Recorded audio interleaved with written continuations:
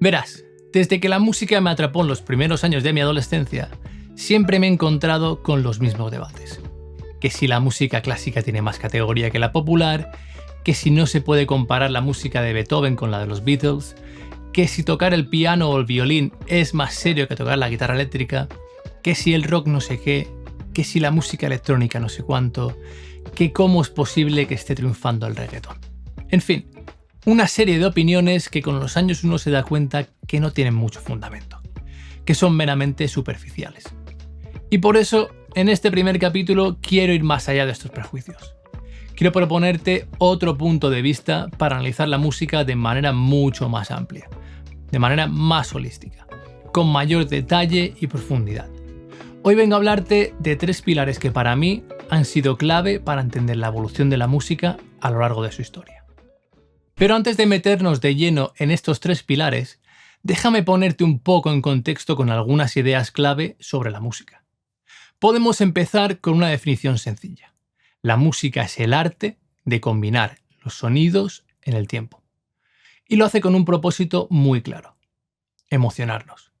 La música es quizá el arte más emocional y al que más recurrimos de manera inevitable en nuestro día a día.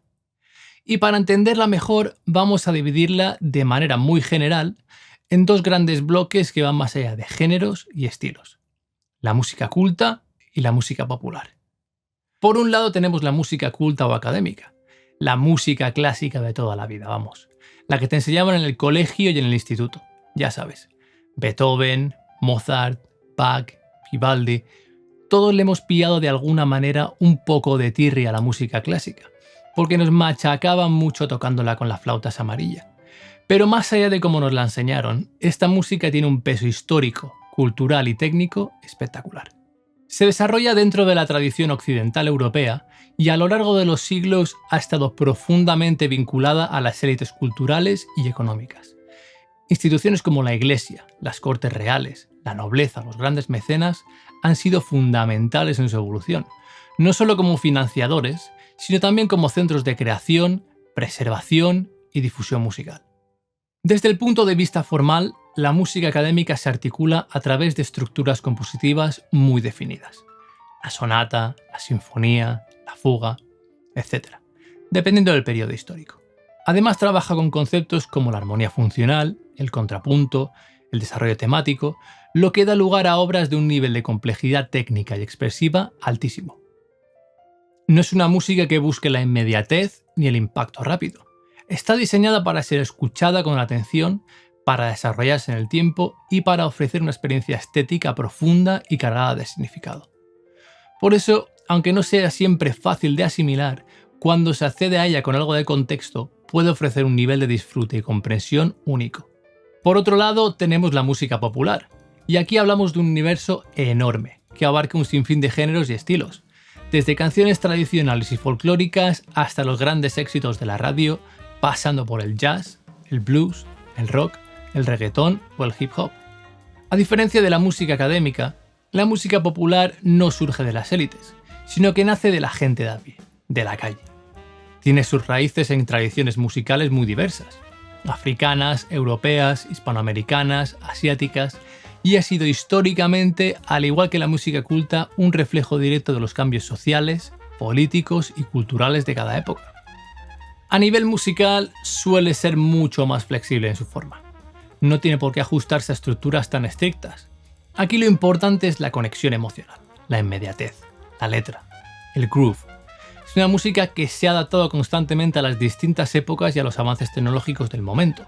Y además, cada estilo dentro de la música popular no solo tiene su propio sonido, sino que también tiene su propia estética y su propia identidad cultural. Piénsalo, el rock, el punk, el heavy metal o el hip hop, cada uno tiene un lenguaje visual, una forma de vestir, de moverse o de hablar. Durante siglos, la música popular y la música culta han estado muchísimo más conectadas de lo que parece. Históricamente, muchos compositores académicos se han empapado de música popular para encontrar nuevas ideas, nuevos ritmos y nuevos sonidos. Tenemos ejemplos como el de Béla Bartók grabando cantos campesinos, Manuel de Falla reivindicando el flamenco como arte mayor, o Dvořák componiendo desde los espirituales afroamericanos. Y al revés también, músicos populares que se han inspirado en armonías, arreglos o estructuras de la música académica. Esa mezcla ha sido constante. Esa interacción, ese ida y vuelta, es lo que ha enriquecido ambos mundos.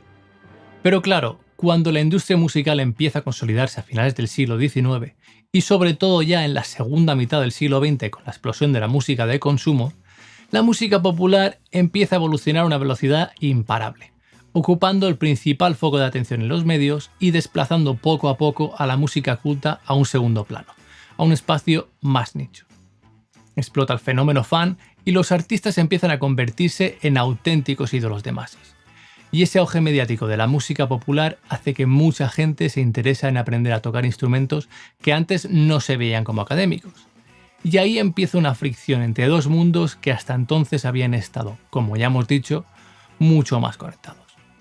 Por un lado, existe una visión elitista que ha defendido siempre que solo la música culta, la clásica, merece ser enseñada a nivel educativo, relegando la popular como si no fuera seria o digna de estudio. Esta idea ha marcado profundamente los sistemas educativos, donde durante décadas y aún hoy en muchos países se ha enseñado casi exclusivamente el repertorio clásico.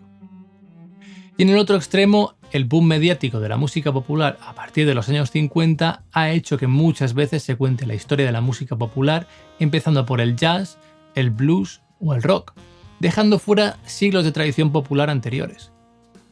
Y el resultado es una brecha cultural que todavía hoy condiciona cómo entendemos, valoramos y enseñamos la música. Para evitar caer en estos prejuicios y en una percepción limitada, te propongo abordar el análisis de la evolución de la música desde tres pilares fundamentales. El primero es la tecnología, es decir, las herramientas e innovaciones que han transformado cómo se crea, se graba, se reproduce y se escucha la música. Desde los instrumentos antiguos hasta la inteligencia artificial, la tecnología ha sido el motor de cambio constante. El segundo pilar lo forman los entornos y soportes. Y aunque parezcan cosas distintas, van muy de la mano. Hablamos de los espacios físicos o virtuales donde ocurre la música. Salas de concierto, clubes, iglesias, estadios y también de los formatos en los que se registra o se transmite la música.